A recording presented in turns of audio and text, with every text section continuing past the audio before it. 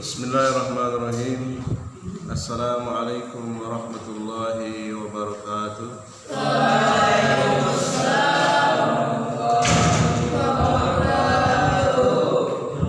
Innal hamdalillah nahmaduhu wa nasta'inuhu wa nastahdi wa nastaghfiruh wa natubu ilaihi wa na'udzu billahi min shururi anfusina wa min sayyiati a'malina. Man yahdihillahu fala mudilla lahu wa man yudlil fala hadiya lahu. Ashhadu an la ilaha illallah wahdahu la syarika lahu wa ashhadu anna Muhammadan abduhu wa rasuluhu. Qala Allah Ta'ala fi kitabihil karim, ya ayyuhalladzina amanu taqullaha haqqa tuqatih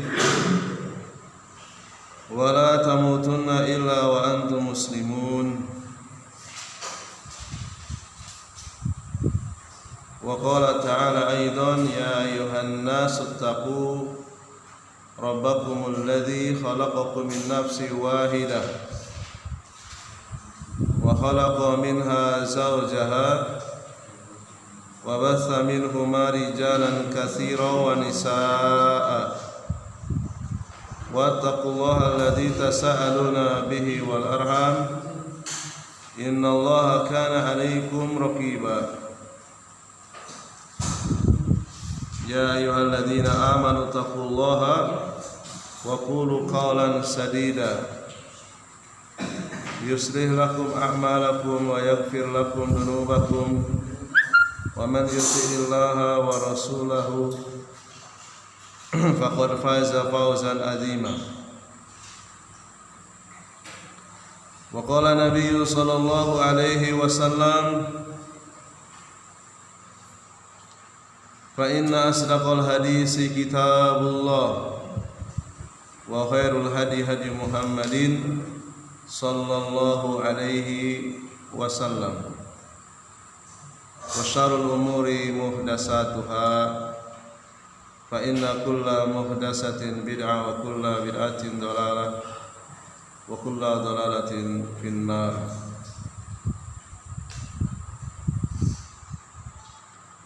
Ikhwani fiddin, azani Allah wa iyyakum jami'an, rahimani wa rahimakumullah. Alhamdulillah, kita masih dipertemukan kembali oleh Allah dalam rangka untuk tafaqquh fiddin, yaitu menuntut ilmu agama. Dan ini adalah kewajiban yang kalau kita tinggalkan, kita berdosa seumur hidup. Orang yang tidak mau mendatangi majelis ilmu berarti ia orang yang sombong, yang menolak kebenaran.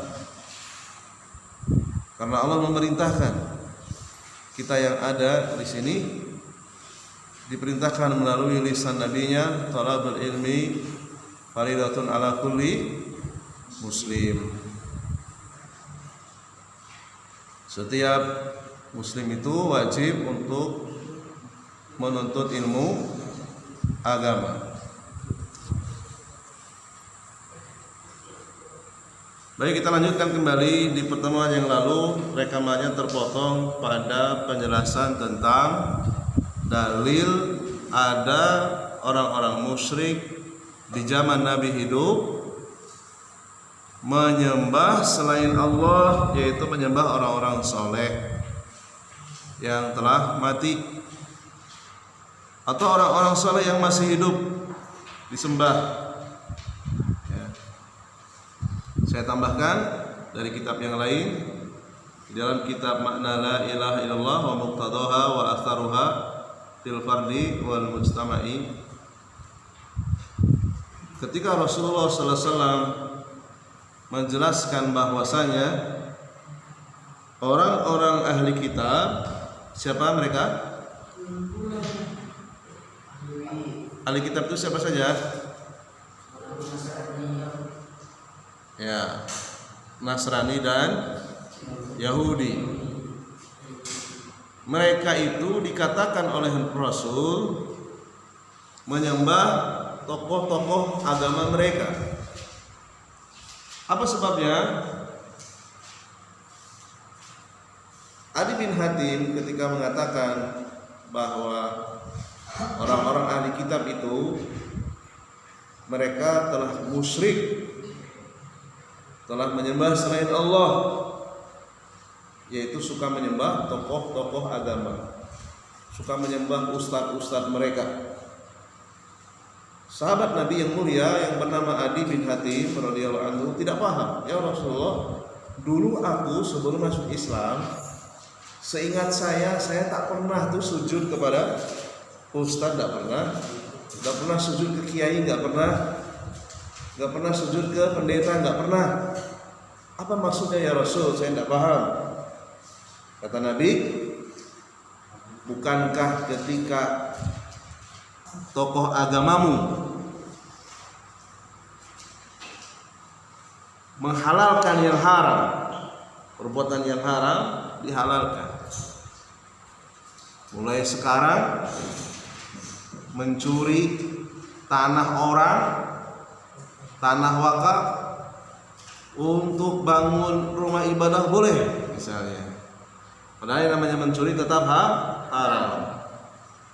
Lalu kamu menyetujuinya, mengaminkannya, tidak membantahnya, tidak menolaknya, memberikan persetujuan.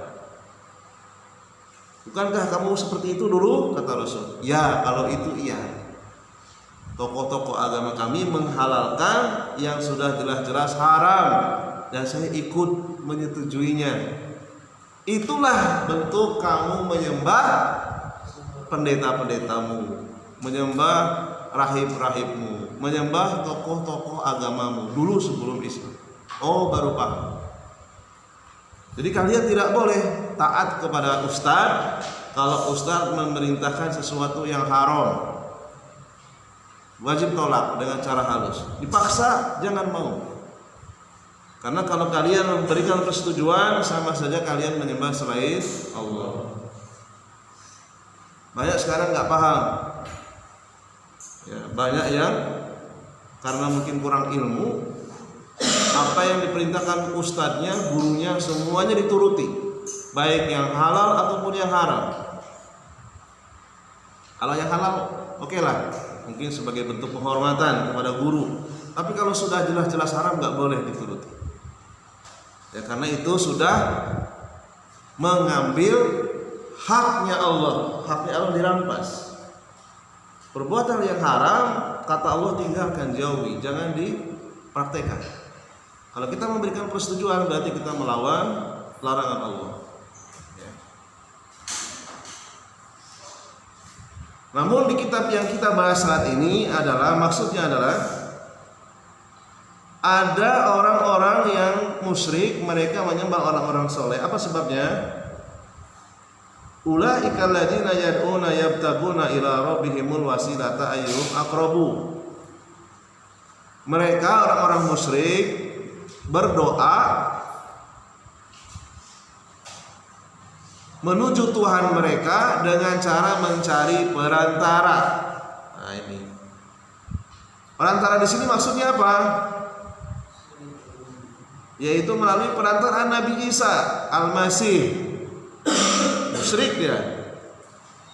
Melalui perantara ibunya musyrik, melalui perantara Uzair ini orang soleh, sudah mati juga, musyrik. Yang belum mati hanya Isa, Nabi Isa ada di langit, hidup ya. Adapun ibunya sudah wafat, Uzair juga sudah wafat. Nah, mereka ketika berdoa melalui perantaraan orang-orang soleh ini hukumnya haram, bisa syirik ya. Ini tafsiran yang pertama ya. Kenapa haram? Tiga orang ini, tiga-tiganya adalah manusia biasa. Mereka juga butuh kepada Allah. Mereka juga takut kepada siksanya Allah. Mereka juga sangat mengharapkan belas kasihan Allah. Kalau mereka itu sama-sama butuh seperti kita, maka tidak pantas dijadikan sebagai perantara. Kalau kita berdoa, tak usah pakai perantara, langsung berdoa kepada Allah. Al-Isra ayat 57. Tafsiran yang kedua, ada manusia yang berbuat syirik, mereka menyembah jin, memberikan sesaji, entah itu jin dalam bentuk asli atau jin dalam bentuk jelmaan, menjelma menjadi buaya putih, menjelma menjadi Nyi Roro Kidul, Nyi apa lagi namanya? Setiap pantai ada nama-namanya, ya, penjaga gunung kah, penjaga pantai kah, gitu ya. Mereka memberikan sesaji, persembahan kepada penguasa-penguasa tempat tertentu yang mereka yakini dengan keyakinan yang tak jelas dari mana sumbernya. Cuma katanya, ya. Lalu ternyata jin yang mereka sembah itu fa'aslama, masuk Islam. Ya. Karena manusia itu tidak bisa melihat jin, mereka menyangka jin itu masih ada di tempatnya, padahal sudah masuk Islam.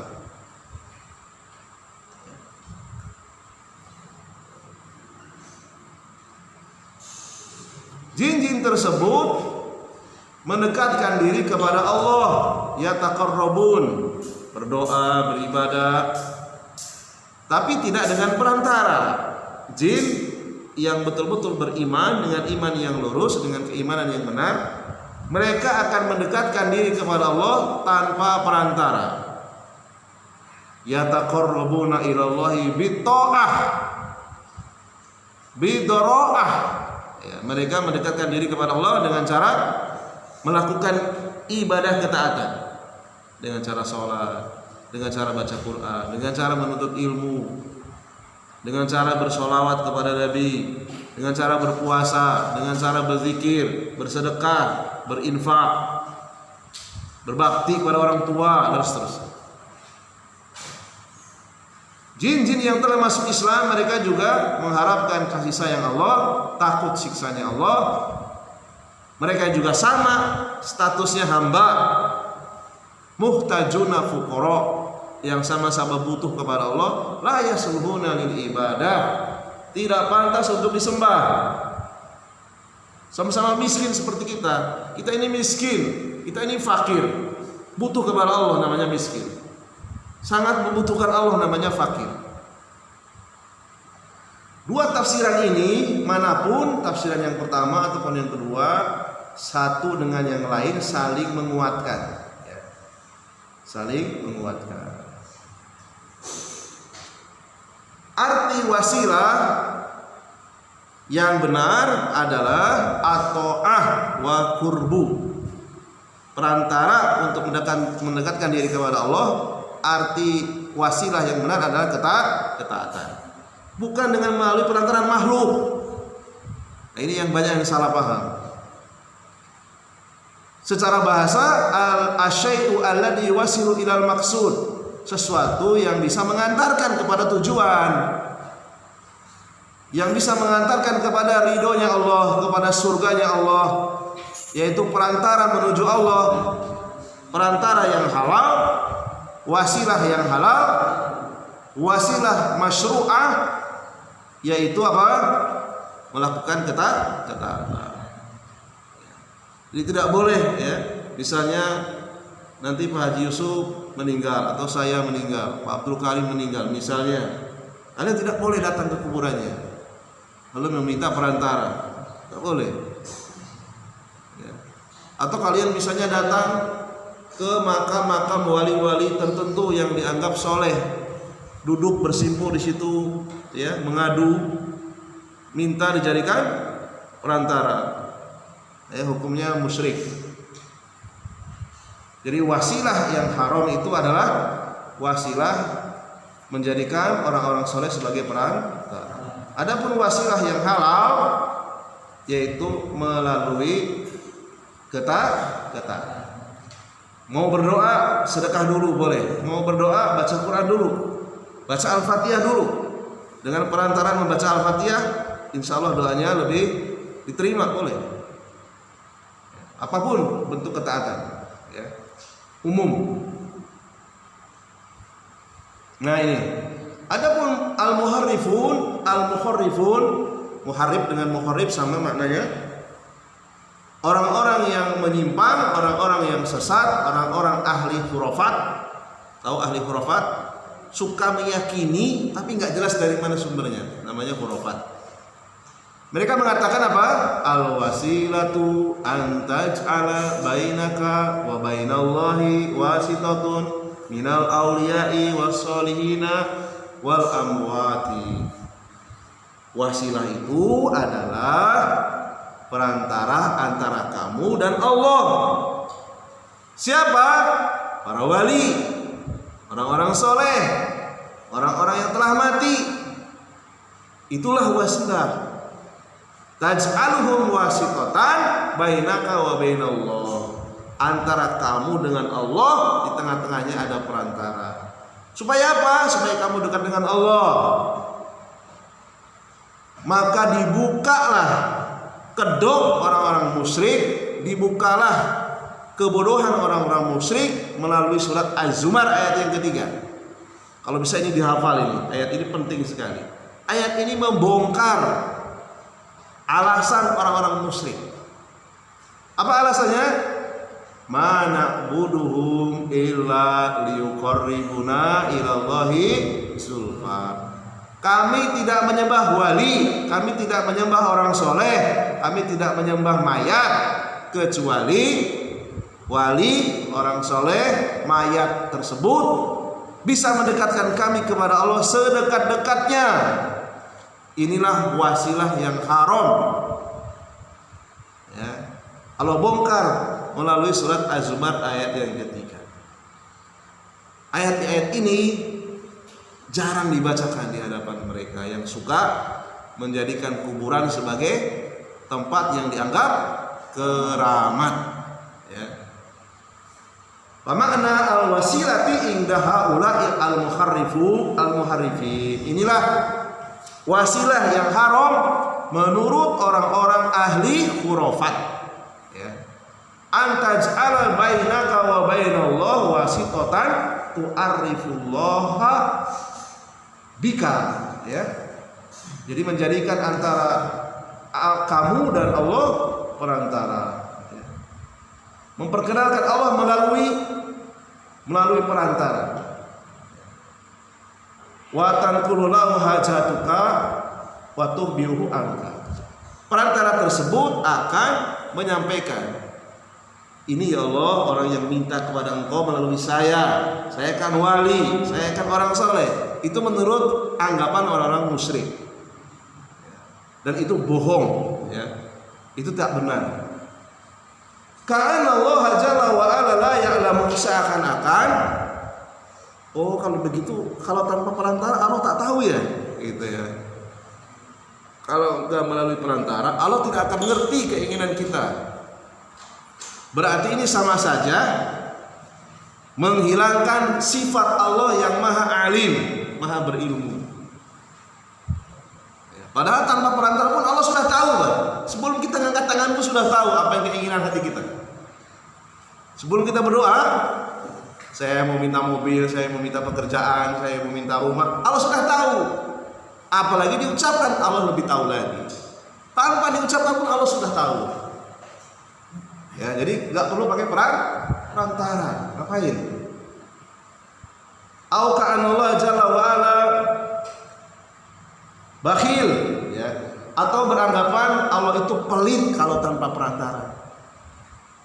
Allah tak akan ngasih kalau tanpa perantara. La yu'ti, Allah tidak akan memberi illa ba'da ma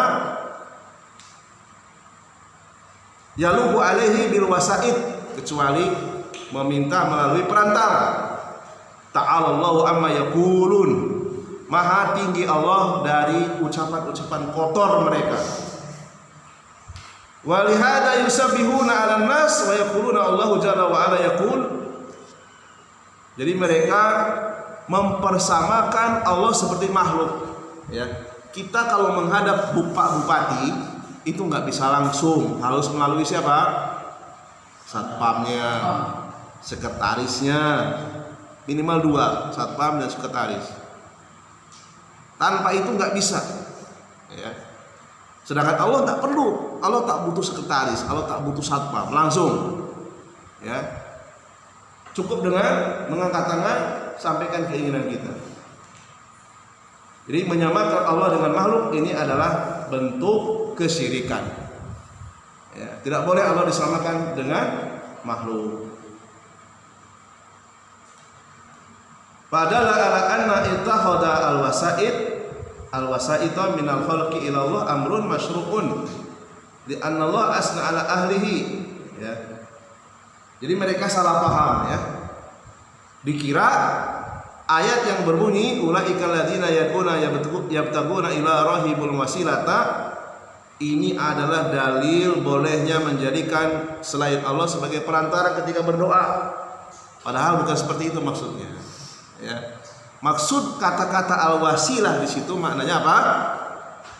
At-ta'ah, ketaatan. Bukan orang soleh, bukan mayat, bukan. Ya. Demikian juga dalam surat Al-Maidah ayat 35. Ya ayyuhalladzina amanu ittaqullah, wahai orang-orang yang beriman, bertakwalah kepada Allah, wabtagu ilahi al-wasilata, dan carilah menuju Allah perantara, wasilah. Wajahidu fi sabilihi, dan bersungguh-sungguh dalam mencarinya. Ini juga sama, salah paham juga orang-orang musyrik. Ya.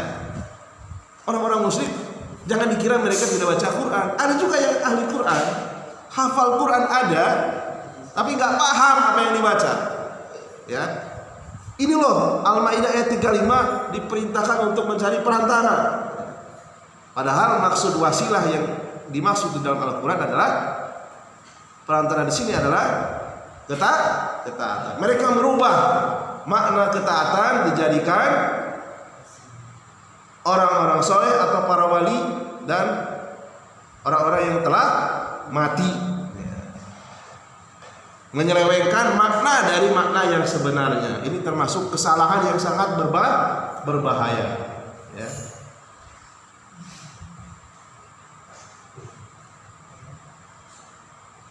Wasilah yang seperti ini, wasilah berupa wali, berupa orang soleh, berupa orang-orang yang telah mati. Wasilatun mamnu'ah wa wasilatun syirkiyah. Wasilahnya syirik, mamnu', dilarang. Ya. Inilah yang dilakukan orang musyrik. Kemudian Allah bongkar bentuk kesyirikan mereka melalui surat Yunus ayat 18. Wa ya'buduna min dunillah. Mereka itu menyembah selain Allah, ma la yadurruhum, yang tidak bisa mendatangkan bahaya kepada mereka, wala yanfa'uhum, tidak bisa mendatangkan manfaat. Wa yaquluna haula'i syufa'una indallah. Mereka mengatakan para wali yang telah mati, orang-orang soleh yang telah mati, mereka adalah pemberi syafaat kami di sisi Allah. Maka ini salah, ya. Musyrik, ya, meminta syafaat kepada selain Allah.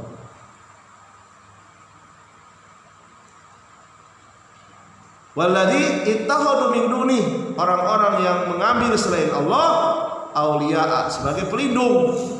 Apa namanya? Mengambil selain Allah sebagai pelindung, perbuatan syirik. Mana buduhum, kami tidak menyembah mereka illa liyuqarribuna, melainkan agar mereka mendekatkan kami ilallah, kepada Allah, zulfa, sedekat-dekatnya. Hada huwa syirkul awwalin, inilah syirik yang pertama kali, wal akhirin, syirik yang terakhir kali. Apa maksudnya? Syirik yang pertama kali terjadi di zaman para nabi, yaitu Nabi Nuh. Sebelum Nabi Nuh gak ada kesyirikan. Gak ada kesyirikan. Antara Nabi Nuh dengan Nabi Adam semuanya menyembah Allah, gak ada yang berbuat syirik. Adapun membunuh, mencuri itu ada, tapi yang berbuat syirik kan. Jadi ini maksud syirik yang pertama kali terjadi di zaman Nabi Nuh, dan kemudian terjadi lagi di zaman Nabi yang terakhir. Sawaun bisawain, sama saja syirik. Wa in sammuhu, walaupun mereka menamakan wasilah, ya, walaupun dengan nama-nama wasilah, kalau hakikatnya syirik ya syirik. Bahwa asyirku bi'aini, itu adalah syirik yang nyata. Ya. Walaisa huwa al-wasilatu allati syara'aha Allah Subhanahu wa taala. Wasilah yang tidak disyariatkan oleh Allah. Ya. Allah tidak pernah menjadikan wasilah sebagai kesyirikan. Karena mereka menjadikan wali, orang soleh dan orang-orang mati. Wa innama syirku mub'idun anillah. Syirik itu harus dijauhkan dari Allah. Ya, tidak boleh dicampur antara syirik dengan tauhid, tidak boleh dicampur. Innahu man yusyrik billah faqad haramallahu alaihi jannah. Siapa yang berbuat syirik, sungguh Allah haramkan baginya surga. Wa ma'wahun nar, dan tempat kembalinya neraka. Wa malidh dhalimina min ansor, dan dia tidak akan mendapatkan penolong, yaitu siapa? Orang-orang yang berbuat kesyirikan. Fa kaifa yuj'alu syirku wasilatan ila Allah taala amma yaqulun. Gak mungkin kesyirikan itu dijadikan wasilah. Ya.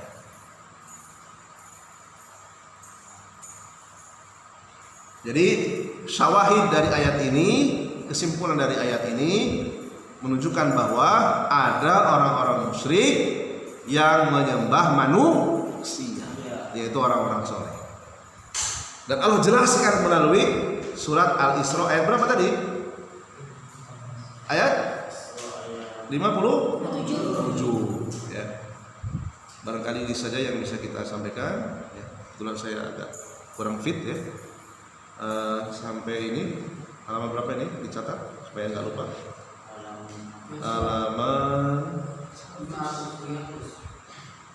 352, catat ya. Catat di ini juga biar nggak lupa.